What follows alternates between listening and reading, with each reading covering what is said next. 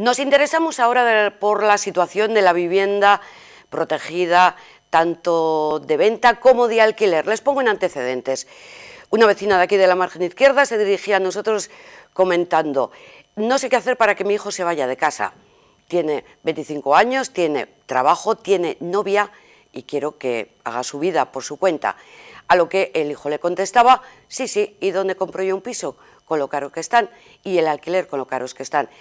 Y entonces le hemos dicho, pues qué mejor que el viceconsejero de Vivienda del Gobierno vasco, Pedro Jáuregui, para solventar todas estas dudas que tiene Charo y que tiene su hijo Miquel. Arratsaldeon, Pedro, muy buenas tardes. Hola, Arratsaldeon. Antes que nada, ¿de qué forma ha afectado la pandemia, no ya el confinamiento, sino toda la COVID-19, a la política de vivienda pública en el Gobierno vasco? Bueno, estamos iniciando una etapa nueva. Se acaban de formar los equipos de las consejerías. En el caso de vivienda, pues mantenemos el mismo equipo y las líneas de trabajo pues no se van a interrumpir, sino que se van a continuar y algunas de ellas se van a introducir nuevas.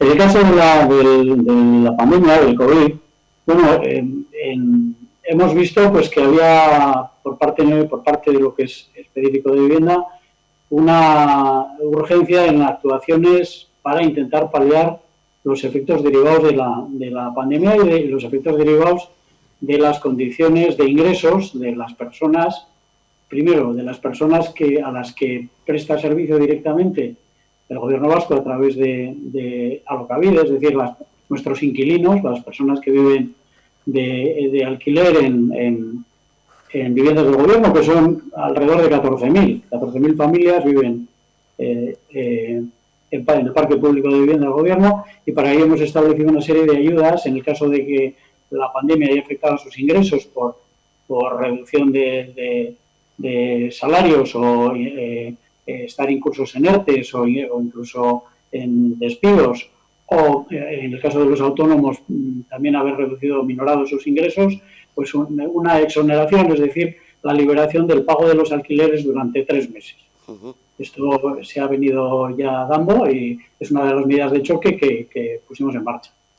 Y por otro lado, para las personas que viven en un alquiler de vivienda libre, pues lo que hemos hecho es también una orden de ayudas, estableciendo unas ayudas de hasta 1.500 euros en varios meses, alrededor de 250 euros al mes, para sobrellevar también el pago del alquiler a las personas que han visto minorados sus ingresos. Todavía este programa sigue abierto y lo vamos a prorrogar hasta final de año. Vencía el 30 de septiembre, pero ya está todo preparado para prorrogarlo hasta final de año. Por lo tanto, pues esas son medidas de choque un poco extraordinarias para el tema de la COVID. Y en otro orden de cosas, pues consecuencias que se han podido extraer de la COVID. Pues, por ejemplo, en el tema de las tipologías de la vivienda. Yo creo que he hablado contigo de esto alguna vez. Me suena que hemos hablado, ¿no? Durante la pandemia, además. La pandemia, además. Sí, el confinamiento. Hemos visto que las viviendas han tenido funciones nuevas, de las que teníamos siempre en la cabeza, del sitio donde se va a dormir o donde se hacen los trabajos propios de casa, pero hemos visto que la vivienda tiene otras virtualidades y otras aplicaciones. Se ha convertido en un sitio para trabajar, para tener otras funciones vitales y de desarrollo de la persona, y hemos visto que las viviendas pues necesitan de otros requerimientos que antes no tenían o no se tenían en cuenta, como por ejemplo el caso de las terrazas. El caso de las terrazas pues se ha revelado como el gran elemento deseado por la gente que no tiene terraza cuando tiene que estar confinada o metida en casa durante un tiempo largo. Esperemos que no se repitan las situaciones de confinamiento, pero lo que ha venido para quedarse, como se suele decir, pues es que cada vez más situaciones familiares se van a desarrollar a través del teletrabajo, ¿no? El teletrabajo que antes era un poco anecdótico, ahora empieza a ser ya cada vez más extendido. Y por lo tanto, pues la vivienda, el tener un espacio exterior que no necesite salir a la calle para disfrutar de él, pues se ha convertido en un activo mayor. Y por lo tanto, pues, por ejemplo, pues a través del decreto de habitabilidad y normas de diseño de las viviendas que estamos preparando, se facilita, como ya hablamos en su día, la construcción de balcones y terrazas, porque la edificabilidad urbanística que antes computaba a efectos de las licencias de obras y también del precio, por lo tanto del precio del metro cuadrado, pues ahora no van a computar con el nuevo decreto. Entonces va a ser más barato que antes hacer casas con balcones de lo que era. Entonces eso pues supone un ahorro para la promoción y por lo tanto para los constructores, que se trasladará al precio de venta, porque los márgenes, siendo los mismos, pues permitirán que se pueda contener el precio, dando una mayor calidad en cuanto a disfrutar de espacios exteriores en una vivienda, pues que ahora muchas veces, desde el punto de vista de la promoción, no se construía porque no se consideraba que tenían un valor tan importante, entre comillas, como el que se ha revelado ahora que tienen los espacios, que la ciudadanía los valora. Esto es lo bueno, sí, Pedro, que nos ha dejado la COVID-19. Una enseñanza. Bueno, creo que bastante poco, pero sí, bueno, te ayuda a reflexionar y a pensar, ¿no? Vamos a ser positivos en ese sentido. Has hecho mención del tema de Alokabide, del tema del alquiler, y hablabas de las personas, de ayudas para las que están en una vivienda de alquiler, tanto protegido como libre. Mi pregunta es, un joven, que es el caso que nos preguntaba por la calle, que quiere ir a solicitar una vivienda de alquiler protegido, ¿qué requisitos tiene que cumplir? Vamos a ver, los requisitos básicamente son pues, tener residencia en la comunidad autónoma y tener unos ingresos mayores de 3.000 euros al año, perdón. 3.000 euros al año, es decir, es un límite muy bajo. A partir de ahí, hay algunas líneas específicas que estamos trabajando específicamente dedicadas a los jóvenes.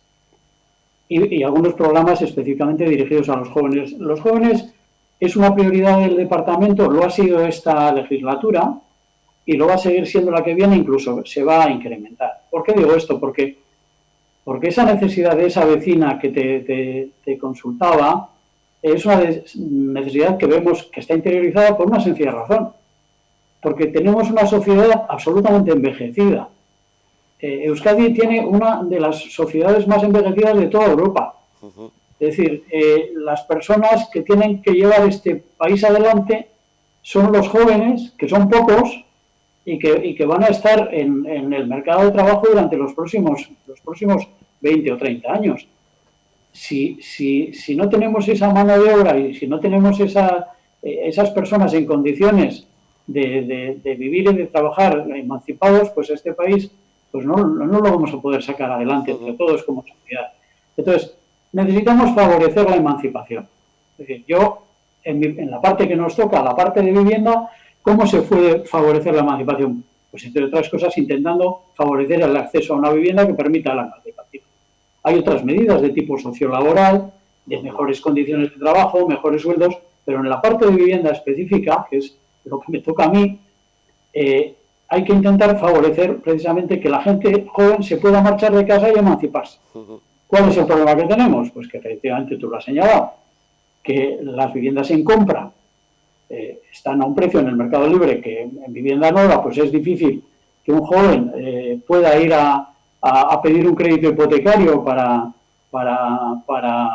poder pagar la hipoteca, salvo que tenga el apoyo de los padres o salvo que tenga unos ingresos pues que sean pues, unos ingresos razonablemente altos, sin ser para laracas, pero unos ingresos que permitan ir al banco a pedir la hipoteca.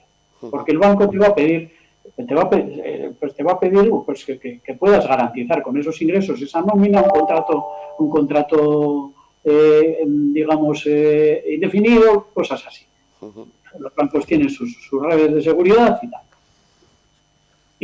O si no, ir a viviendas de segunda mano, etcétera. Pero bueno, esa es una dificultad. Y la otra es ir al mercado de alquiler. ¿Lo que ocurre con el mercado de alquiler? Pues que Euskadi es una comunidad que tiene muy poco mercado de alquiler. Tiene muy poca oferta en alquiler. Ahora mismo estamos en torno al 13% solamente del número de viviendas total las que están en alquiler. No. ¿Esto qué hace? Pues que como la oferta es pequeña, pues la oferta es cara. Medidas que se pueden implementar y que estamos implementando para esto. Por un lado, ayudas directas a los jóvenes para pagar el alquiler. Tenemos un programa que se llama el programa Gaztelagun, sí, que simplemente lo que hace es subvencionar hasta el 50% del precio del alquiler, pero para alquileres que llegan hasta los 750 euros en las capitales, 650 en las periferias de las capitales y 600 euros en los pueblos. Esto permite pagar la mitad del alquiler a las personas menores de 35 años si acreditan que tienen un contrato en esas condiciones y durante 3 años. Esto es importante porque lo que se trata es de favorecer el acceso a la emancipación. Es decir, una vez que una persona está en condiciones de emanciparse, durante 3 años el gobierno le ayuda. Le ayuda con el 50%. Perdona, esta ayuda Gaztelagun es independiente de que alquile un piso de protección oficial o que alquile un piso libre. Sí, no, estas son específicas para vivienda libre, para el que tiene que ir al mercado. O sea, es para la mayoría de los jóvenes, porque la mayoría de los jóvenes está en el mercado libre, porque desgraciadamente tenemos muchas más solicitudes para una vivienda en alquiler de protección oficial o una vivienda social que disponemos de pocas viviendas para los solicitantes que tenemos, porque las viviendas son las viviendas que construimos, que vamos construyendo. Sí. Evidentemente, si tenemos unas solicitudes de 50.000 personas que quieren una vivienda en alquiler, pues ahora mismo pues no somos capaces de construir más de 1.000 al año, lo cual es imposible de que a corto plazo se pueda dar la satisfacción a todos. Pero esta ayuda lo que pretende es que puedan ir al mercado del alquiler y ayudarles a pagar el alquiler. Porque normalmente los ingresos de estas personas, las personas jóvenes, son ingresos bajos por la precarización del mercado de trabajo. Por eso limitamos los ingresos también. Es decir, esas ayudas tienen derecho los jóvenes que no tengan ingresos altos. Es una ayuda para la emancipación. El que tiene los ingresos altos puede ir al mercado del alquiler o incluso puede meterse en una hipoteca. Pero a los que no llegan, a los que cobran 1.000 o 1.200 euros al mes, que son pues la mayoría de los jóvenes que están en el mercado de trabajo, a los que van a un primer empleo, pues esos no les llega, es imposible que les pueda llegar para pagar un alquiler. Pues ahí es donde queremos poner el foco. En esa ayuda a la emancipación específica y directa, pero solo para que se emancipe. Porque evidentemente esto es un programa caro, porque pues, todos los meses pues tenemos ahora mismo 1.000 y pico prestaciones ya concedidas y bueno. Pero el problema que tenemos, decía antes, es que el mercado del alquiler está muy acotado, hay poca oferta de alquiler. Entonces, luego estamos intentando hacer otro tipo de actuaciones que son complementarias a esta, aparte de lo que son viviendas específicas para jóvenes, que son los alojamientos dotacionales. Los alojamientos dotacionales son viviendas pequeñas, que son de hasta 50 metros cuadrados, con una habitación, incluso con 2 habitaciones, que están destinadas fundamentalmente para jóvenes. Entonces, estamos haciendo un esfuerzo porque ahora mismo tenemos cerca de 1.500 viviendas de este tipo en construcción o en fase urbanística, es decir, lo que se van a iniciar. Y esa es una apuesta específica fundamentalmente para jóvenes. Y hay otra cuestión. Siempre se ha dicho que cuando el gobierno vasco adjudica las viviendas de tipo social, vamos a decir, adjudica siempre a los que reúnen un perfil sociológico muy parecido. Las personas que tienen los ingresos más bajos, porque se hace por baremo, ya no se hace, las adjudicaciones de vivienda ya no se hacen por sorteo, porque ahora en alquiler todo se hace por baremación y se computan los ingresos, el número de miembros de la unidad convivencial y la antigüedad de inscripción en Etxebide. Eso nos llevaba a que el perfil de los inquilinos de nuestras promociones era pues todo era muy parecido, muy homogéneo desde el punto de vista sociológico. Y eso nos empezaba y nos está empezando, y de hecho se han producido situaciones de guetos, de formación de guetos, porque si tú en un edificio de 100 viviendas los inquilinos son del mismo perfil, familias grandes, de muchos miembros, ingresos muy bajos, perceptores de RGI, etcétera, etcétera, pues al final creas una especie de gueto, que es lo mismo que ha pasado en muchas ciudades europeas, en las periferias, todos hemos visto las películas, sí, en Francia, de París, esas especies de colonias que al final producen un deterioro social y una segregación social muy importante. Este año lo que hemos hecho con el decreto, el último decreto que se aprobó a finales de año pasado, es que el perfil sociológico de esas promociones sea mucho más variado, sea más heterogéneo, que pueda entrar gente de distinto perfil. Es decir, hemos articulado lo que se llaman los cupos en cada promoción para reservar que se produzca una mezcla sociológica entre las personas que van a ir a vivir a las viviendas. Y hemos creado un cupo específico para jóvenes menores de 36 años. Hasta el 40% de cada promoción, de cada vez que el gobierno vasco termina un edificio y lo llena de solicitantes de vivienda, hasta el 40% van a ser personas menores de 36 años. Pero, o esta discriminación positiva que decía antes, que hay que poner el foco en los jóvenes. Ya sé que alguien me dirá, y el resto queda marginado, pero no queda marginado. Lo que pasa es que si queremos favorecer específicamente la emancipación y favorecer a los jóvenes, les tenemos que, de alguna manera, beneficiar, entre comillas, respecto al resto de la población, porque es una acción del gobierno. Entonces, con eso vamos a conseguir mezclar más, meter distintos tipos de personas, sociológicamente diferentes, culturalmente distintas, haciéndolo más heterogéneo y, por lo tanto, mucho menos, digamos, con riesgo de exclusión y de segregación. Esa es la idea y eso es un poco el planteamiento. Viceconsejero, por centrarnos un poquito en este perfil de jóvenes, me imagino que la demanda será muchísima y la oferta escasa, pero a fecha de hoy, en septiembre del 2020, si alguien quiere una vivienda de alquiler protegida en Vizcaya, porque me imagino que está abierto, o sea, puede ser en Baracaldo o en Sestao o en Portugalete, ¿tiene posibilidades o están todas ocupadas? Hay que esperar a que se construyan. No, vamos a ver, es que tenemos mucha más demanda que oferta, que posibilidades, es evidente. Sí. Si tenemos ahora mismo, como decía, 50 y pico mil solicitantes de vivienda de alquiler en todo Euskadi, pues no tenemos viviendas para atender a todos los solicitantes. Tienen que esperar pues a que de alguna manera el baremo, las condiciones les permitan acceder. Pero, como lo que decía antes, antigüedad, ingresos bajos y tal, esa es la manera de que se vayan adjudicando, porque esto va en automático. O sea, tú tienes una serie de puntos acumulados y las promociones, pues si tienes más puntos tendrás más opciones de entrar. Sí. Pero es imposible poder atender a todas las solicitudes. Pero es que, a ver, la cifra es un poco irreal también. Los solicitantes no quiere decir que no tengan vivienda. De las 53.000 viviendas, pues puede haber un porcentaje de jóvenes que sean del orden de 10, 15.000. Esas personas jóvenes o bien viven de alquiler, pero están pagando un alquiler más alto, o bien no se han emancipado. O sea, ya no son, vamos acotando el número.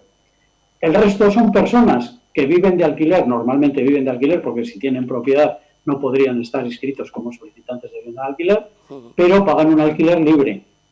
Y por lo tanto dicen, bueno, pues yo con un alquiler libre que pago, pero voy apretado. Y a mí me gustaría tener un alquiler como los del gobierno vasco, que la media de alquiler estamos hablando de 230 euros al mes. Claro. Porque alquileres de Alcavide, los alquileres del gobierno vasco, son como máximo, los alquileres sociales, como máximo el 30% de los ingresos. Es decir, se calculan en función de los ingresos y no pueden superar el 30% de los ingresos, dejando el 60% para los gastos que pueda tener para una familia o una persona para vivir. Entonces, no quiere decir que no tengan vivienda. La gente vive, la gente no vive en la calle. Sí. Afortunadamente, la gente que vive en la calle es absolutamente marginal y tiene unas problemáticas derivadas de otro tipo. Efectivamente es otro.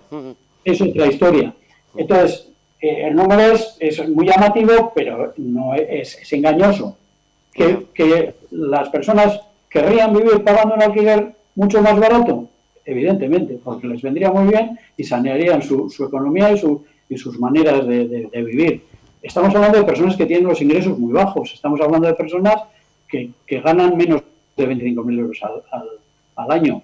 Entonces, bueno, pues son salarios justos para condiciones de vida justas. Por eso se demanda un alquiler bonificado, que es el alquiler social, una vivienda del gobierno.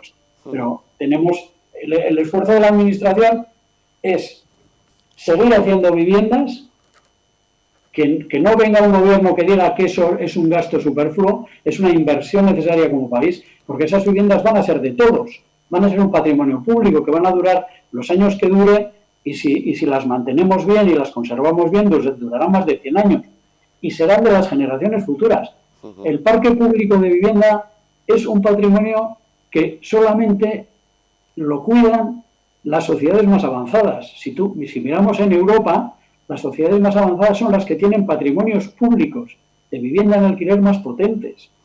Y a eso tenemos que llegar, a eso queremos parecernos. Aquí se ha empezado muy tarde, porque se hacía mucha vivienda en compra. En la década pasada se hacía vivienda en compra, se vendía la VPO de promoción pública o de promoción privada y se vendía todo, porque eran viviendas que tenían un precio muchísimo más competitivo que la vivienda libre.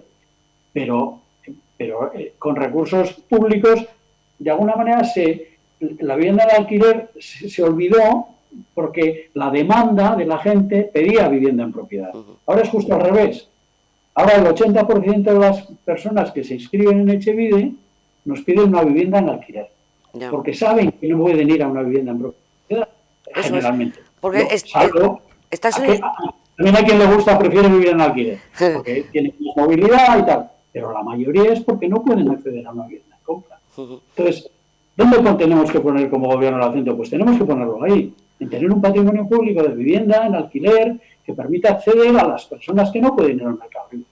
Y ese es un poco lo que... Efectivamente, son gente que está iniciando su proyecto de vida, necesita una vivienda, pero no consumir, digamos, todo su sueldo, pues para luego plantearse, pues eso, el tener hijos o lo que fuera y aumentar aquí la población vasca. Pero lo que estamos comentando, la gran demanda de alquiler, significa que sería hoy por hoy más fácil acceder a una VPO en compra, o también es complicado, es difícil. Bueno, a ver, la VPO en compra, el gobierno ya deja de hacer.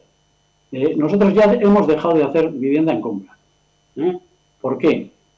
Pues porque la ley de vivienda, que se aprobó en el 2015, dice que los esfuerzos económicos que tiene que hacer el gobierno para tener un parque de vivienda se deben quedar los rendimientos de esos esfuerzos, es decir, lo que nos cuesta construir las viviendas, se tienen que quedar en el patrimonio público para disfrute de siguientes generaciones, porque para disfrute del que ahora es inquilino, del que venga mañana y del que venga pasado. Y el beneficio queda en la sociedad. En la vivienda en compra, el beneficio pasa a manos del propietario. Es el propietario el que tiene el beneficio de vivir en una vivienda que está por debajo del precio de si fuera libre, porque está calificada de VPO. Entonces, ¿ahora cuál es el esquema? Te digo, a ver, la VPO, ¿qué le aporta a la vivienda en propiedad? Pues que desde el 2003, el propietario que compra una vivienda de VPO, la compra como VPO para siempre. Eso no quiere decir que no la pueda vender, la puede vender, pero lo que no puede es especular con ella. La tiene que vender a un precio que le indica la administración. No va a perder dinero, se le va a actualizar el precio, pero tampoco va a ganar, no va a especular. Antes, ¿qué ocurría? Antes del 2003 ocurría que las viviendas de VPO eran a 20 años. A la de 20 años se descalificaban y se podían vender en el mercado libre. Es lo que ha pasado ahora en San Sebastián con unas viviendas que han llamado muchísimo la atención porque una persona nos ha puesto a un precio desorbitado porque tiene una muy buena situación. Sí, a 500.000 euros que vendía su vivienda de VPO. Sí. Pero bueno, eso no es absolutamente irreal, porque además no eran propiedad plena, eran derecho de superficie, y dentro de 50 años, esa vivienda, el que la tenga, se va a quedar sin ella, porque como es en derecho de superficie, el dueño del suelo, que es el gobierno, se queda con la vivienda. Sí. Entonces, ese precio es absurdo en todo caso. Pero bueno, ha habido VPO de promoción privada en propiedad plena cuyo plazo de calificación como vivienda de VPO era de 20 años. Y eso sí se descalifica y ahí se pueden vender en el mercado libre. Pues eso ya no pasa desde el 2003. La calificación le acompaña de por vida a la vivienda. Y por lo tanto, pues el que es propietario de una vivienda de VPO, si dice, pues yo quiero comprarme otra casa. Vale, pues perfecto. Porque he mejorado en mis condiciones de sueldo, de tal. Y entonces digo, bueno, pues esta no la quiero, la vendo. Vale, te la vendes, la puedes vender perfectamente. Pero el gobierno tiene que visar el contrato de compra-venta, de venta, para comprobar que no haya especulación o que no haya... y que el precio y las condiciones del comprador cumplen los requisitos de VPO. El comprador de esa vivienda tiene que también tener los requisitos para ser un comprador de VPO, es decir, tener menos de 39.000 euros de ingresos, que es el tope. Si tienes menos de 39.000 euros, perfectamente. Al precio tasado por la administración. Entonces, es un poco la diferencia. VPO puede haber de promoción privada, y de hecho hay de promoción privada, y ahora mismo me consta que hay muchas promociones que no se han empezado porque están esperando a que se actualicen los precios de VPO que están sin actualizar desde 2010. Y claro, ha habido unos incrementos en el coste de la construcción pues importantes y demás, entonces ahora estamos trabajando desde el gobierno en actualizar esos precios. O sea, que será más cara. En algunos casos será más cara y en otros casos será más barata, según. Porque la tasada es posible que sea más barata, porque se ha quedado fuera de peso la vivienda tasada, y la VPO tenga un poquito de incremento. Pero en ningún caso van a ser incrementos muy altos. Entonces, VPO de promoción privada hay y va a haber, y va a seguir habiendo. El gobierno, en cambio, no va a hacer ya promoción privada, promoción pública. De venta. De venta. Quedan algunas promociones que están calificadas antes de este año, que sí se van a sacar, pero las nuevas que se saquen ya no. Quedan en algunas zonas que tiene Visesa, que es la sociedad promotora del gobierno. En Bilbao, en algunas... no recuerdo muy bien dónde... Ahora mismo, pero son pocas promociones que quedan en venta pendientes. Y el resto van a ser todas en alquiler. Entonces, el gobierno, para poder intentar satisfacer esa demanda, ¿cómo actúa? Pues, por un lado, promoviendo vivienda nueva, construyendo viviendas nuevas, pero eso cuesta dinero, pues, imagínate, pues, un número gordo. Yo siempre pongo, para que te hagas una idea, con 1 millón de euros se pueden construir 10 viviendas. Sí. Entonces, claro, para llegar a construir pues las que nos harían falta, que son, pues imagínate, 30.000, multiplica por 5 ceros y te sale la cifra. Eso no hay presupuesto público que lo resista, es imposible. Hay que ir poco a poco y dentro de 20 años pues tendremos un parque público pues muy potente y que ese sí nos va a poder de alguna manera satisfacer. Pero mientras tanto tenemos que ir haciendo constantemente y año tras año. Y luego hay otra fórmula, que es la captación de vivienda privada que está vacía o que los propietarios no la quieren poner en alquiler porque tienen miedo o de no cobrar o de que se la estropeen o de que pues porque el miedo es libre y además pues hemos visto tantas situaciones de inquilinos que no pagan o de deterioros, pues que muchos propietarios pues no la tienen sin poner en el mercado. Luego otras que necesitan un arreglo y que la tienen ahí, pero el propietario por no invertir o porque no tiene posibilidad de invertir, la tiene la vivienda vacía porque necesitan los arreglos. Entonces el gobierno tiene el programa Bizigune, que lo que hace es captar, que también es conocido, captar viviendas que están vacías para ponerlas en el mercado del alquiler, de un alquiler social, es decir, añadirlas a las que gestiona como vivienda propia,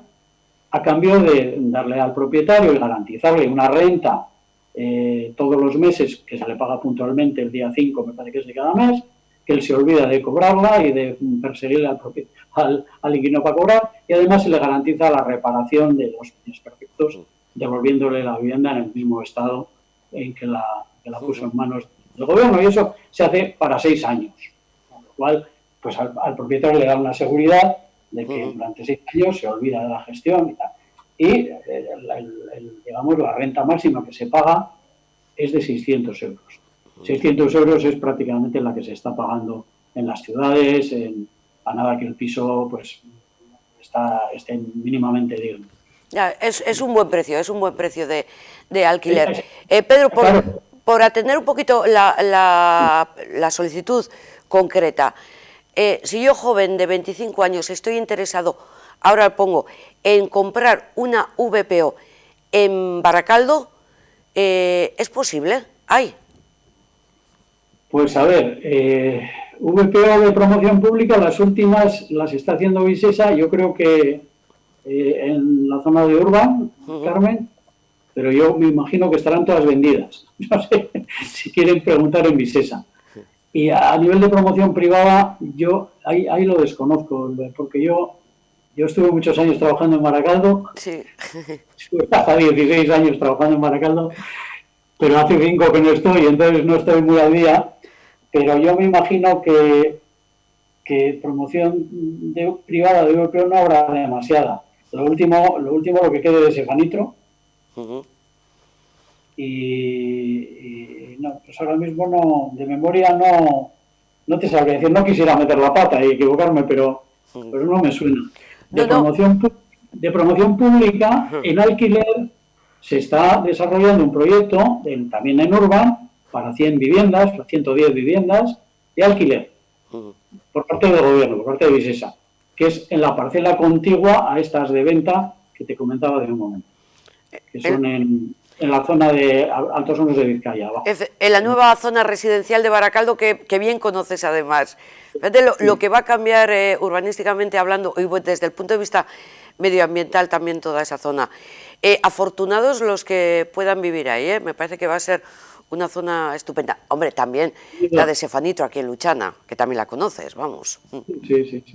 Bueno, son procesos de muchos años y que bueno, les han pillado 2 crisis a esos procesos. Sí, eso es. La del 2008, a la que yo tuve ocasión de asistir, porque me tocó estar en el ayuntamiento llevando, como sabes, el área de urbanismo, que esa fue un frenazo tremendo, después de una década absolutamente prodigiosa en cuanto a desarrollo de ciudad.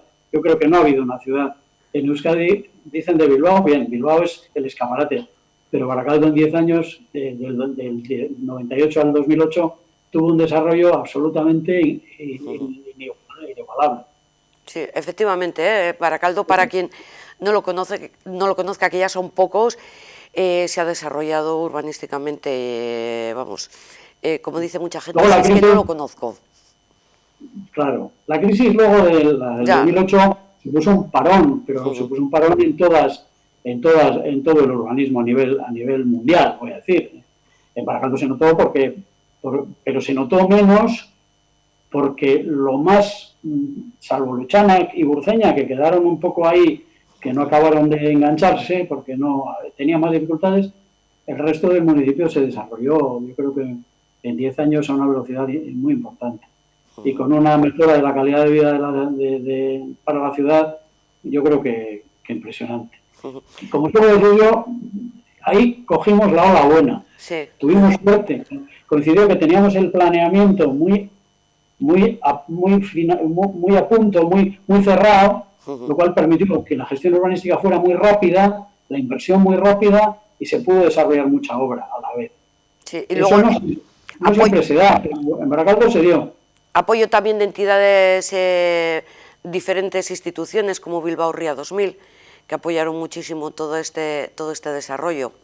No, Bilbao Ría 2000 fue un elemento muy importante en la zona baja porque permitió, y evidentemente permitió poner en valor a través de los suelos de la antigua Altos Hornos de Vizcaya, concitar que varias administraciones pusieran de su parte, el ayuntamiento puso de su parte, puso sus aprovechamientos urbanísticos ahí encima de la mesa,